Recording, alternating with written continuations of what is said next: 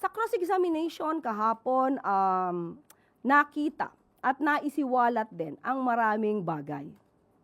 Unang-una, ipinakita po rito ang video ni Atty. Zoleka Lopez at ginajustify ng mga abogado ni VP Sara na ang reaksyon ni Vice Presidente ay patungkol sa di umanong oppression ng House of Representatives kay Atty. Zoleka Lopez na kanyang Chief of Staff.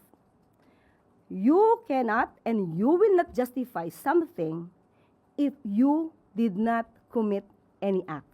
Doon pa lang, dahil ginajustify nila yung action nila at nakumit lamang daw ito dahil sa di umanong pangyayari kay Atty. Zoleka Lopez, doon pa lang po ay may pag-amin na po sa ginawang pagbabanta sa buhay ng Pangulo.